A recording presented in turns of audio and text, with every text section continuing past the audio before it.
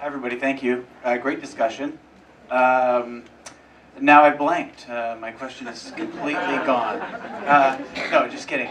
It occurred to me during this conversation that my favorite form of media is still radio. It's like 80 years old. It's great because you don't have to look at it when you're absorbing the information. Great way to get your news. So podcasting is really the thing that I liked, but nobody talked about podcasting tonight. So I'm wondering if you'd be willing to comment on podcasting. I know CBC has some great podcasts. The Slate podcast, the political podcast, is my favorite. We used to do podcasts. We did a music podcast, which was pretty popular. We did an arts-focused podcast. We did a movies podcast, which was pretty popular. And at the end of the day, like video, podcasts, generally speaking, require much more effort to produce than typical text or photo-driven content.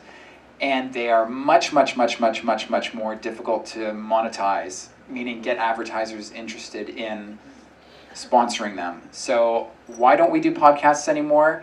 It really came down to, we could not compensate our contributors who were creating them at, anywhere near an appropriate, level that, given the hours that they were putting into them, because we, even when we got sponsors and advertisers on board, it was for a very nominal sum.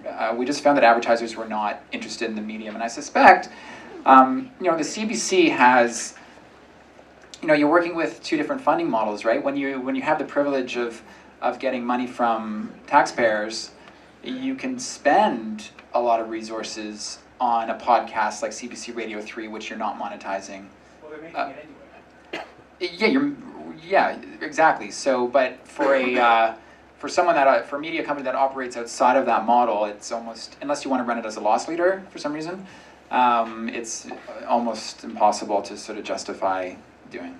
I think it was Seymour Hersh and Dan Rather were both on the same panel about a year and a half ago, talking about the deterioration of journalism when the editorial collided with the profit margin. And I've heard a lot of people on the panel throw around journalism terms completely intertwined with branding and business models. And personally, as a person who believes that if your profit margin is in any way, shape, or form reliant on your editorial will suffer. I'm wondering, how is it that you can have a mutually exclusive world between making a profit, and because I haven't really bought into citizen journalism yet, no offense, it just seems that we used to pay people like Seymour Hersh to dig up the real big scoops, and now it seems like we're sort of playing Russian roulette with content. And so whoever wants to take it, that's the question I have. I'll start. I think that's an interesting observation. I mean, I came from the Globe. I spent 8 years at the Globe, and I would say that probably the Globe and the CBC would be the two organizations in Canada that kind of take that the most seriously and have the most kind of policies in place to kind of keep the one decision away from the other. But at the same time, I think that for a lot of people, that's changing. Like, a lot of people don't care about that as much anymore, and sort of see that that making those distinctions matter less. So that if I am a blogger and I'm getting a free product and disclosing that I'm getting a free product, then people are kind of okay about that at times. So I think the perspective is changing. I think what's important is the disclosure, and so traditional media, I think, still has those strict rules to some extent, but I think that we're seeing a shift overall. From a citizen media standpoint, we also we're pretty strict on that. Editorially, I completely agree. It should never be driven. A good journalism should never be driven by profit. And when you open up to citizen contributions, you certainly bring on a risk of, how do you know if someone's getting paid for something? But with citizen journalism, you also have a very, very large audience of very critical people. Often citizen journalists are jaded people who don't trust the news in some way. Then there are those who are very passionate, and they will call something out. If something feels sponsored on Digital Journal, we don't allow promotional material. We wouldn't allow something to go up that was in any way, shape, or form sounded like someone was being paid to post it. Our rules stipulate that.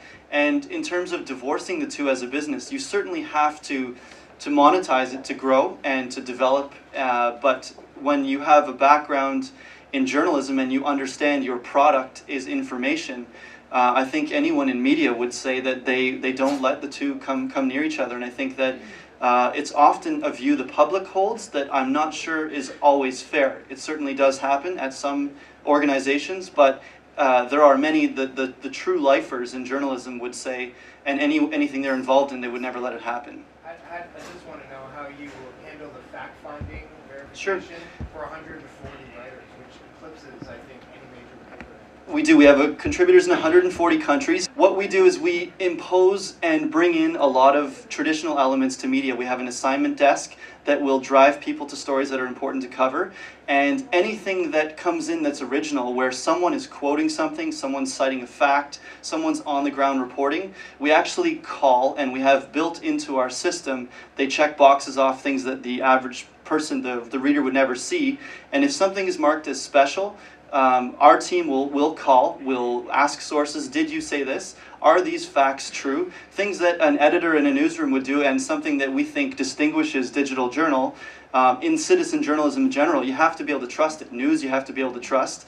And bringing that aspect to citizen journalism, we've seen a great response to, because it's something that is really not done. And when we spoke earlier about how do you moderate citizen journalism, this is something, an experiment that we've tried that works very well. When we call a source, they're blown away that a citizen network would even care to try.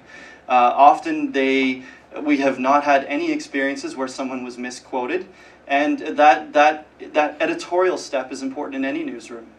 I wouldn't mind also just coming back to tie those two threads up, actually, because we're talking about citizen journalism, we're also talking about cost. I mean, the problem for many news organizations is that journalism is very expensive, especially if you're going to be doing investigative pieces or you're going to be reporting from Iraq or something like that. So I think that one of the things that some news organizations looked to originally when people started talking about citizen journalism was that maybe we could get it on the cheap, because we have people who are already in foreign countries or who happen to be in the middle of a news event, and so maybe we'll get it from them, but it'll cost half as much, or it'll cost us $30 or whatever.